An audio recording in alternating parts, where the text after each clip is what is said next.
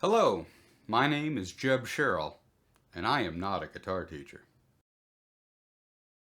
Hey guys, welcome to what I'm hoping is going to be a particularly special episode because I'm going to show you how to see the circle of fifths right on your guitar and you'll never have to look at the diagram again.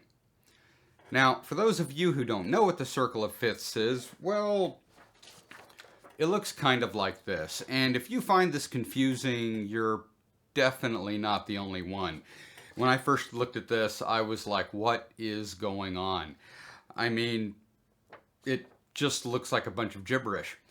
The good news is, it's not really a bunch of gibberish. In fact, it's pretty simple. If you don't know what this is used for, it's just really for chord progressions. This is what shows you how to choose what chords you can use in a song. And it works like this. You pick a key, like say C, right here. Now from that, you know that F, G, D minor, A minor, and E minor can all be used with the key of C. And that's pretty cool. The only problem with it is I don't like looking at this. This is really annoying. And when I was first trying to figure out how the circle of fifths worked, I thought, well, isn't there some way I can just see it on the guitar? I mean, what are all these notes? Well, it turned out they were actually pretty simple. And I don't know why this didn't occur to me at the very beginning, but it's really just the notes of a scale. And because the chair system is really just a scale shape, it's very easy to use to break down the circle of fifths. I'm going to try to show you exactly how this works. It's going to be a bit of a deep dive, and so I'm going to put probably a number of chapter cuts in between so you can jump to different sections of this. But let's get into it. If you're not already familiar with the chair system, this is really just a simple scale shape that I use to build everything off of. It starts on the low E, 3rd fret, and goes to the A string on the 7th fret. They are all whole step intervals in between, and really that's just about it. I'm going to build everything off this. Now this shape can be put anywhere on the guitar. This is just an easy one to show you because G is a really useful one to know. And today we are going to be adding in the 2 extra diatonic notes. This is a pentatonic shape. It's the notes of a pentatonic scale, both major and minor. But today, we're adding these 2 in for the circle of fifths because it's going to make it a lot easier. Now, first of all, we are going to skip, for the most part, the 7th right here because this note is what we build a dominant chord off, and you're not usually going to do that. So just don't worry about that. We're just going to worry about these 6 notes right here. Now, in previous episodes, I've talked about how to find fifths on a chair and then make those fifths, or rather use those fifths on every note in the chair, like so.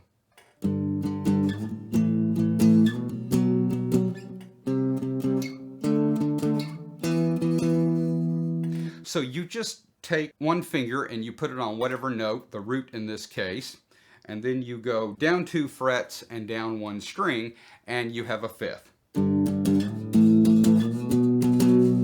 And you'll always know that this note, no matter what, if you go down 2 frets and down 1 string, you're going to have a fifth of whatever that note is. So, if you do this,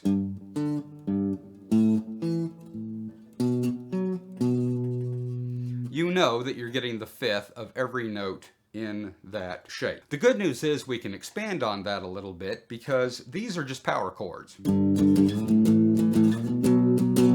which means they work with both major and minor. But in order to use the circle of fifths, you're going to want to know major and minor.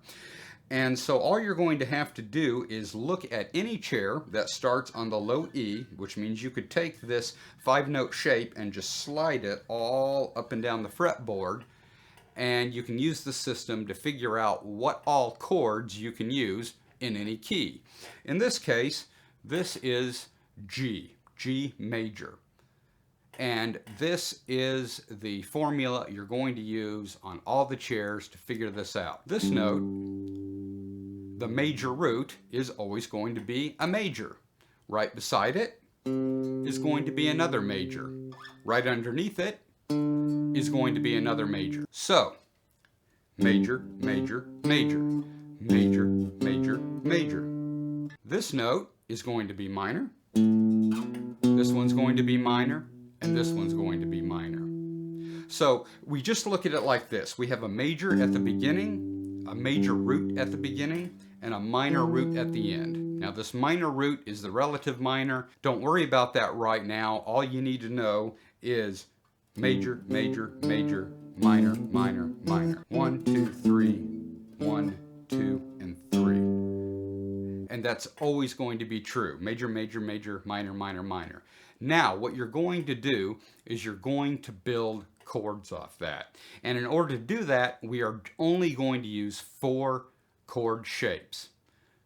2 majors and 2 minor.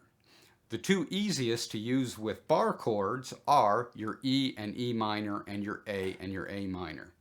So, E major, E minor, A minor,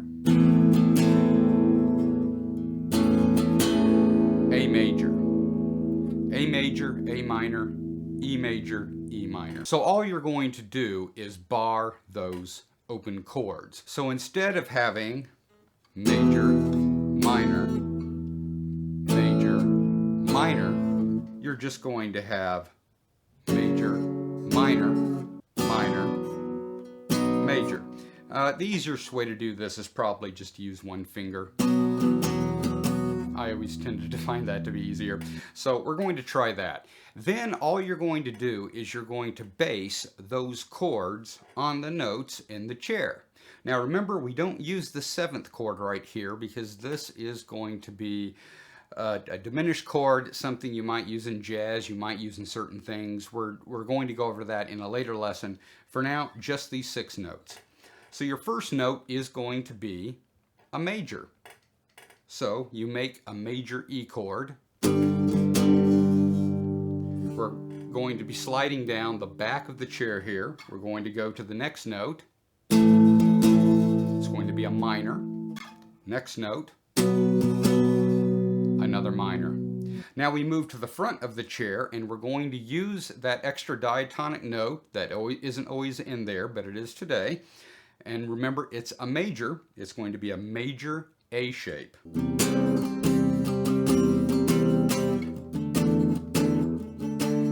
Another major, and then a minor. So, major, major, major, minor, minor, minor. Now the cool thing about this is this does a number of things for you. For one thing, whenever you pick whatever key you're going to play in, you can just make a chair of it anywhere on the fretboard, especially on the low E string, and then you just extrapolate all the chords out of it. You know you're going to have a major, a major, and a major, and a minor, a minor, and a minor, and all you have to do is know what notes those are. So this is a G, this is an A, this is a B, a C, a D, and an E.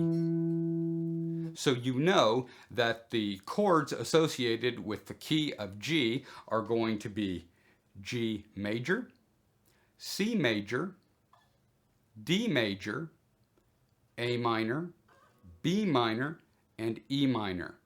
And from there you can go up and you can play the open chord versions or whatever, and you automatically know them. So you can check them, you can know them, and you can play in that way too. In other words, you can play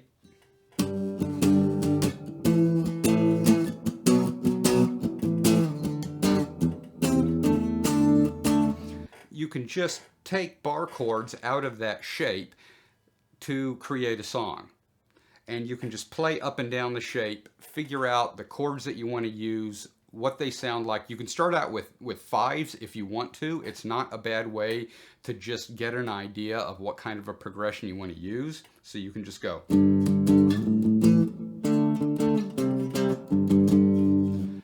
And you can make a 1-4-5, a 1-3-5, a 1-6-2, whatever. It doesn't really matter. All you have to do is know your intervals. Now, we've gone over this before, but I'm going to reiterate just a little bit. If you are treating this as a major shape, it's going to be 1, 2, 3, 4, 5, 6, and up here your 7th.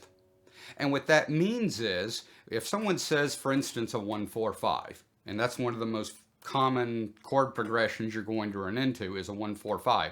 And all a 1-4-5 is always going to mean is going to be the 3 majors or the 3 minors. That's it. So I'm going to know that this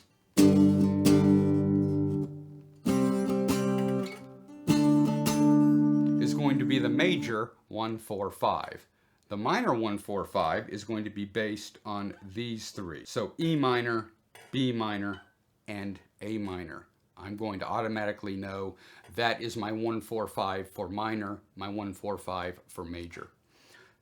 Now with minor, remember, we've gone over this only 1 or 2 times. You're going to start out on the minor root, which is the relative minor of whatever this is, and it's going to be 1, 2, 3, 4, 5, 6, and 7. So you're 1, 2, 3, 4, 5, 6, and 7. That means that when it comes to creating chord progressions, you're probably not going to use the major 7, and you're not going to use the minor 2. More than likely.